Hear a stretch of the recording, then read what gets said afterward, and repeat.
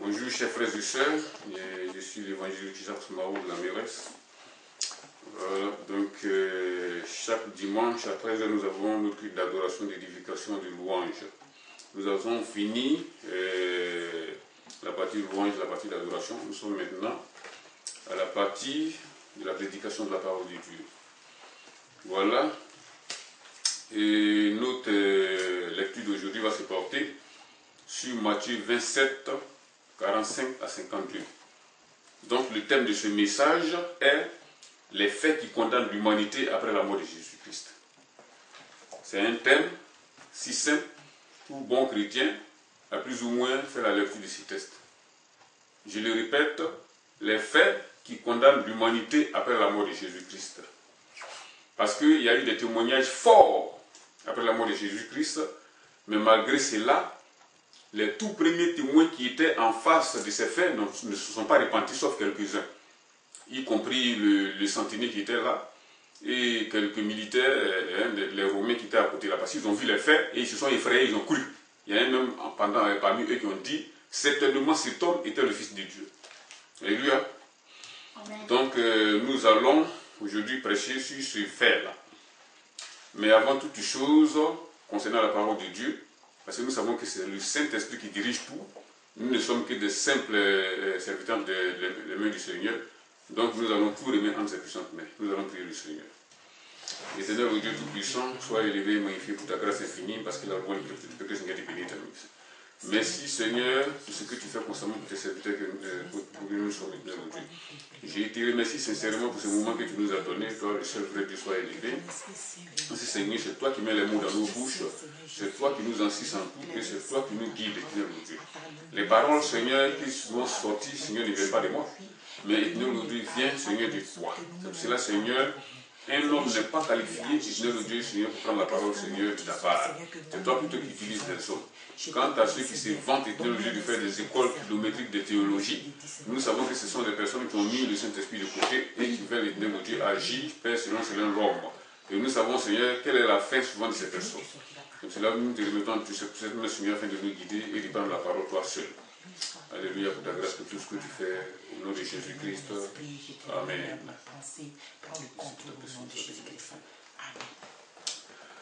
Donc, nous allons donc commencer notre prédication. Comme je l'ai dit tout à l'heure, le tout premier texte est dans Matthieu 7, 27, 45, 42. Matthieu 27, 45, 42. Alléluia. Donc, nous allons prendre donc, la lecture. Dans le verset 45. Vous êtes prêts? Il est dit ici, depuis la 6e heure jusqu'à la 9e, il y eut des ténèbres sur toute la terre. Je dis bien Matthieu 27, 45.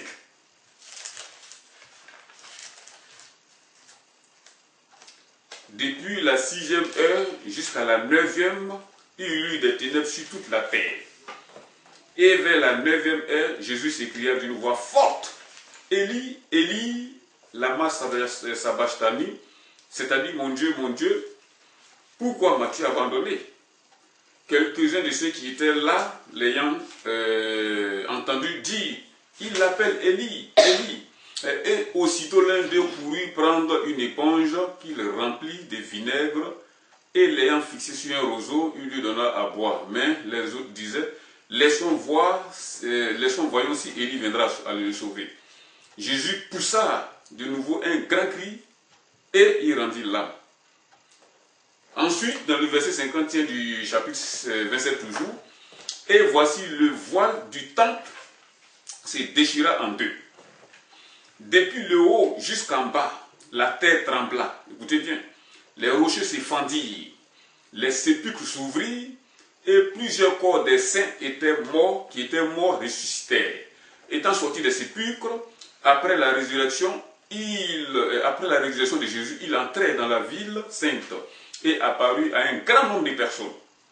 Le centenier et ceux qui étaient avec lui pour garder Jésus, ayant vu le tremblement de terre et ce qui venait d'arriver, fut saisi d'une grande frayeur et dit, c'est-à-dire eux tous, parce que le dit ici est au pluriel, et dit, Assurément, cet homme était fils de Dieu.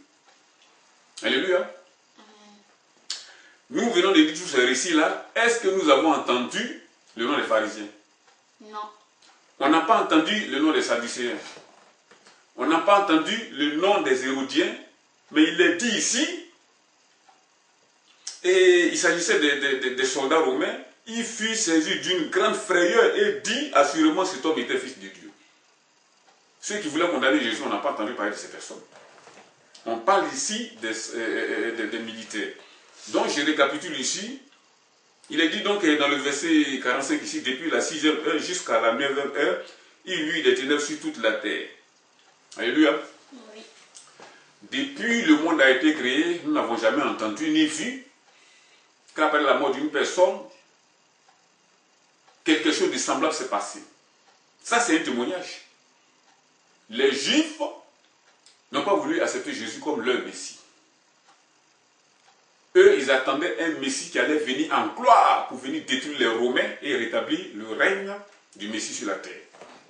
Mais Dieu fait les choses différemment. Il a envoyé son Fils d'une manière si simple qu'il fallait vraiment une foi spéciale, une foi, je veux dire, une foi pour pouvoir accepter que vraiment ça c'est le Messie. Pourquoi? Parce qu'il était humble, il était simple, il était pour une personne normale sans valeur. Lorsqu'une personne, on voyait Jésus, si on te dit que c'est le Messie qui était là, pour une personne réellement normale, tu allais refuser catégoriquement. Mais il fallait la foi pour le faire. Alors que la Bible, de la Genèse jusqu'à l'Apocalypse, d'abord je vous l'ai dit, les 5 livres de la Pentateuque, annonçaient Jésus. Tous les faits qui sont arrivés à Jésus jusqu'à sa crucifixion, étaient déjà annoncés par les prophètes, les Isaïe, etc. Ces docteurs dont je parle, les pharisiens, les sadducéens, etc., savaient toutes ces choses. Ils ne vont pas me dire qu'ils ne le savent pas. Ce sont des docteurs de la loi. À 12 ans déjà, un jeune juif, peut citer la quasi-totalité des versets, des 5 livres de la Torah. Donc personne ne va me dire ici que ces personnes n'étaient pas au courant de ce qui allait arriver à Jésus. Les épines sur sa tête, sa crucifixion, tous les faits qui sont arrivés à Jésus ont été annoncés. Même l'arrivée de Jean-Baptiste avant la mission de Jésus. Tout cela a été annoncé. Les Juifs savaient tout cela. Pourquoi ils n'ont pas su, ils n'ont pas cru? C'est là le problème. Ça, ce sont des témoignages qui vont les accuser très sévèrement plus tard. Alléluia.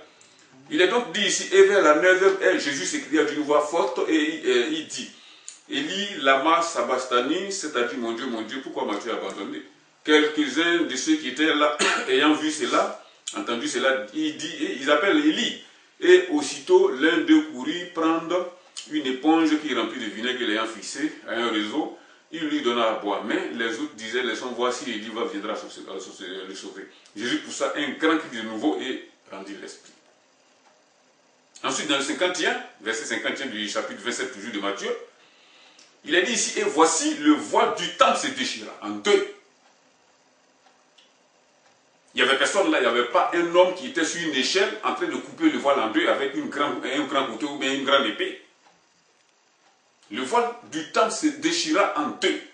Ça, c'est le deuxième témoignage puissant. Le sacrificateur peut-être du temple qui était là, il a vu le temple se déchirer. Juste après la mort de Jésus. Il a vu le temple se déchirer. Il a certainement vu les ténèbres depuis la 6e heure jusqu'à la 9e heure. Donc ça fait deux témoignages. Les ténèbres sur la terre, la déchirure du temple, du voile. Le sacrificateur et tout son collège ont vu cela. Il est dit ici, pour le troisième témoignage, la terre trembla. Ça c'est un témoignage fort qui vient de prouver ici que ça c'est le Messie qui vient de mourir. Le quatrième témoignage, les rochers se fendirent. Depuis l'humanité a été créée, on n'a jamais entendu dire qu'après la mort d'une personne, toutes ces choses, ces faits se sont arrivés. C'était pour dire, Dieu voulait dire aux gens par là, puisque vous n'avez pas cru à mon fils pendant son vivant, de son vivant, voilà les témoignages forts qui l'accompagnent pour vous aider à croire en lui. Il a dit ici, les sépulcres s'ouvrirent. Vous comprenez? Les sépulcres s'ouvrirent.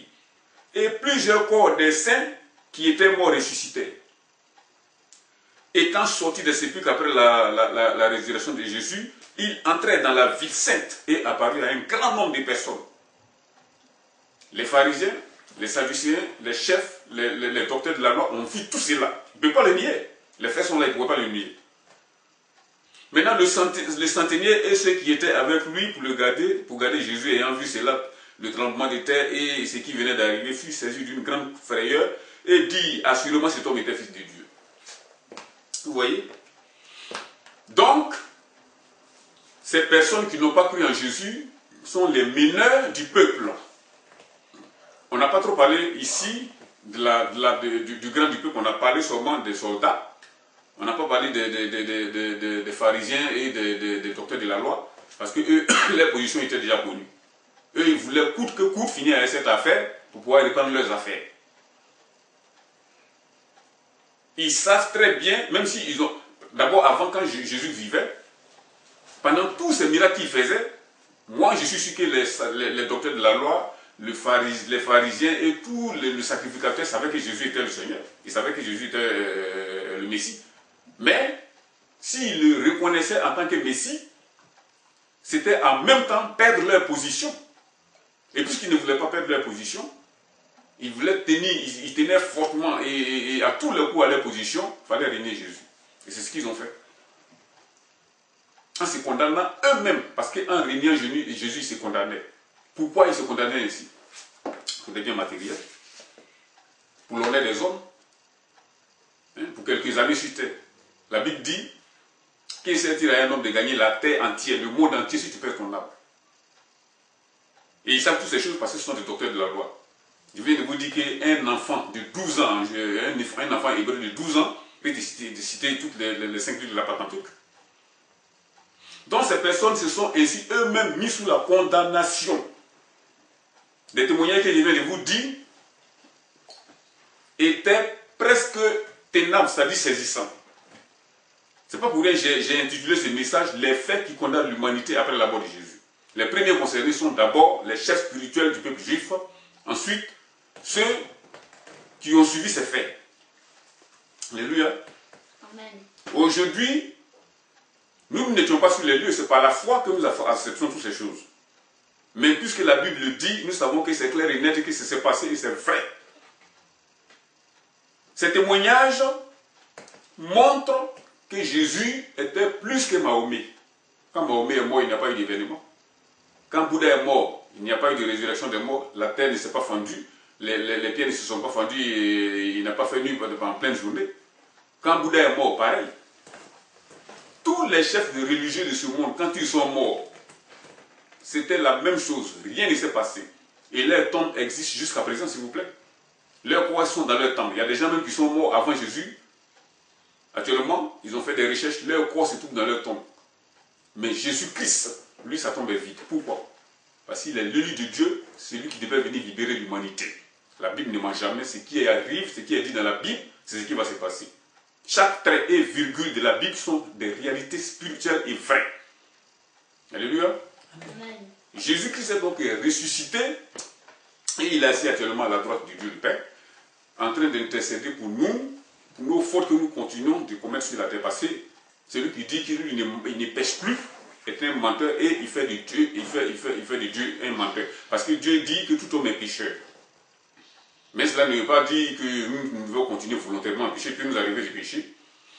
Involontairement ou par mégarde, nous devons immédiatement nous ressaisir et demander pardon à Dieu et ne plus recommencer ces choses. Donc je veux dire par là, ici, les faits qui condamnent l'humanité après la mort de Jésus-Christ, ces faits ne peuvent pas être niés par qui que ce soit. Dieu est un Dieu juste et fidèle. Des gens peuvent dire non, mais moi je ne savais pas. Je ne savais pas que Jésus est le Seigneur. Et qu'est-ce qui prouve d'abord qu'ils vont vouloir se justifier au jour du jugement devant Dieu? Ce n'est pas possible. D'abord, un homme n'est pas n'importe qui. Un homme a été fait à l'image de Dieu. Par conséquent, Dieu a son esprit dans chaque être humain, chaque personne. Même un enfant, Dieu a son esprit en chaque personne. Donc, un homme peut reconnaître le mal du bien. Tout le monde sait que voler n'est pas bien. Mais des gens savent très bien que voler n'est pas bien, mais ils volent. Ça veut dire quoi? Que l'Esprit de Dieu, le Seigneur a mis dans leur tête, c'est écrit dans leur cœur. Puisqu'il vient de vous dire que Dieu a mis son esprit dans chaque être humain. Le Dieu que nous adorons a mis son esprit dans chaque être humain. C'est-à-dire que si tu fais le péché, tu sais très bien que ce n'est pas le péché, mais tu le fais. Donc, un jour, tu seras condamné. Tu ne peux pas dire à Dieu que oui, je ne savais pas. Dieu va immédiatement répliquer en disant, mais mon esprit était en toi, comment tu fais ce que tu ne savais pas? Vous comprenez? Donc, ces responsables spirituels qui conduisaient le peuple se sont ainsi mis eux-mêmes sous la condamnation, y compris tout le peuple qui les suivait. Ce n'est pas tout le monde qui les suivait. Il y a des gens qui croyaient en Jésus, qui ont accepté Jésus. Il y a le brigand sur la croix qui est immédiatement parti avec lui dans le paradis. Voilà des soldats romains dont je viens de citer tout à l'heure, qui étaient les premiers convertis après le brigand. Naturellement, je ne parle pas des apôtres ici. Et il y a beaucoup de personnes qui étaient dans la foule qui ont cru. Des gens simples, c'est-à-dire des gens qui, lorsqu'ils voient un événement, font des analyses et ils voient la vérité et ils en tirent une conclusion. Et à la suite de ces conclusions, ils prennent leur décision. Vous comprenez? Des pharisiens qui menaient la foule, qui disaient que Jésus n'est pas Dieu, c'est comme ça, c'est comme si. Ben, quand il est mort, la preuve a été faite qu'il était Dieu et qu'il était le Fils de Dieu qui venait de se sacrifier pour l'humanité. Je vous ai parlé ici des ténèbres sur la terre depuis la 6e heure jusqu'à la 9e heure. 6h, 7h, 8h, 9h, 4 heures du temps. Des ténèbres sur la terre alors qu'il faisait plein jour. Hein. Vous voyez? Ce fait a été fait. Le voile du temple a été déchiré. Depuis le haut jusqu'en bas. Les rochers se sont fendus. Les sépulcres s'ouvrirent et plusieurs corps des saints qui étaient morts ressuscitèrent et sortirent des sépulcres après la résurrection de Jésus. Ils entrèrent dans la ville sainte et apparurent à un grand nombre de personnes. Si ces faits-là ne peuvent pas convaincre une personne que Jésus était le Seigneur, le Messie qui devait venir, je ne crois pas que quelque chose puisse encore le convaincre si quelqu'un d'autre venait en disant que oui, il est le Christ, il est le Seigneur ou chose. Tous ces faits-là venaient de prouver que Jésus était le messager, je veux dire le roi qui devait venir, le Messie des Juifs, et que l'humanité devait attendre pour pouvoir avoir la rémission de leurs péchés. Mais malgré tous ces faits, les pharisiens, les docteurs de la loi, les responsables juifs n'ont pas cru. Aveuglés par les biais de ce monde, par les considérations humaines, ils ont laissé passer cette opportunité-là. Et à l'heure où je vous parle, tous ceux qui ont refusé ce fait-là sont malheureusement en enfer. Ils sont en enfer parce que Dieu ne fait exception de personne. Qu'est-ce qu'ils ont fait? Ils ont recousu peut-être le voile du temple, ou ils ont remis une autre voile dans le temple. Je ne sais pas. Mais les enseignements de cette prédication, c'est quoi? C'est pour dire aux uns et aux autres que l'homme est un homme fait à l'image de Dieu. Les démons le savent. Il n'est jamais dit à un ange que les anges ont été faits à l'image de Dieu, ni aux animaux que les animaux ont été faits à l'image de Dieu. Mais l'homme, il est dit de l'homme que l'homme a été fait à l'image de Dieu. C'est pour cela, ces esprits mauvais, là, Satan et sa clique, s'acharnent à détruire l'humanité tout entière afin que nous ne bénéficions pas de ce salut et que nous allons dans ce lieu de tourment qui est la leur. Parce que l'enfer n'a pas été créé pour l'homme, mais a été créé pour le diable et ses anges. Donc s'ils font mains et pieds pour pouvoir nous entraîner dans l'enfer, c'est pour cette raison-là. Puisqu'ils ne peuvent pas atteindre Dieu, qui les a jetés dehors du ciel, ils ne peuvent pas atteindre Dieu, qu'est-ce qu'ils font? Nous, ils font tout leur possible pour nous envoyer en enfer afin de se venger sur nous, cherchant à atteindre Dieu. Puisqu'ils ne peuvent pas atteindre Dieu, et nous, ils veulent atteindre Dieu par nous, en nous entraînant vers l'enfer, parce qu'une fois là-bas, ben, c'est le châtiment, ils vont nous massacrer, nous tailler en pièces de tout ça. Celui qui marche selon leur volonté à eux. Ce sont eux qui vont aller dans ces lieux. Et puisqu'ils ne peuvent pas atteindre Dieu pour se venger, comme je le dis, c'est sur les personnes qui vont en enfer qui vont se venger. Donc c'est un combat réel et spirituel qui se mène. Et le diable, Satan, c'est là, à créer des religions. Lui, il est le spécialiste des religions, a créé des religions, particulièrement l'islam. Pourquoi je dis particulièrement l'islam? Parce que l'islam est basé sur beaucoup de choses qui ne sont pas du tout bibliques.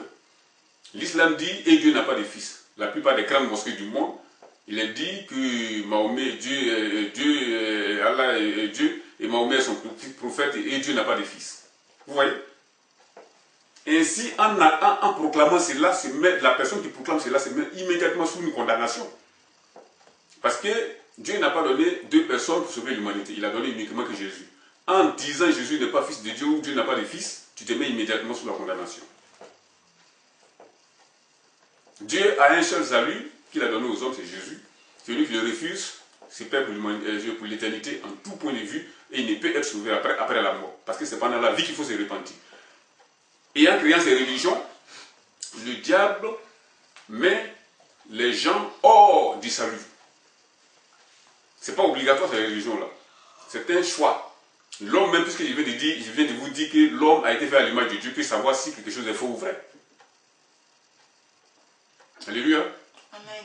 Voilà, donc c'était ce court message que j'avais voulu apporter ce matin. Voilà, je suis l'évangéliste Jacques Marot de la Mires, comme je le dis chaque jour, chaque fois que je prêche, avant et après la prédication. Voilà, je vous remercie. Nous allons d'abord prier le Seigneur et lui remettre les messages dans ses puissantes mains afin que nous puissions le mettre en application dans notre vie courante. Père éternel, au Dieu Tout-Puissant, sois béni et magnifié pour ta grâce. Je remercie, priez pour, je te rends louange pour tout ce que tu fais. Par la louange de la Seigneur, te bénir, te magnifier. Merci pour ta grâce de ce que Seigneur, tu nous as aidés, Seigneur, pour apporter ce message. Tu l'as préparé avant le commencement du monde, afin que si le moment arrive, Seigneur Dieu, quelqu'un l'a fait. Et tu es béni par un Seigneur de justice et de sincérité. Merci pour ta paix. Merci pour ta présence. Merci pour ta méthode. Merci pour ta justice. Je remets donc, Seigneur Dieu, chaque personne est venue de voir ce message de Seigneur. Merci Seigneur au nom du Christ. Et que Seigneur, nous ne soyons pas critiques, mais que nous croyons, Seigneur, à la parole de Dieu. Et nous Parce que tu ne es le Dieu, mettons pas, ainsi que nous sous la condamnation et de Dieu, par les Seigneur, qui nous protège tout le long de la journée, Seigneur. Merci, Seigneur. Oh, Seigneur, merci pour ta grâce, pour ta grâce, au nom puissant de Jésus-Christ. Amen. Amen.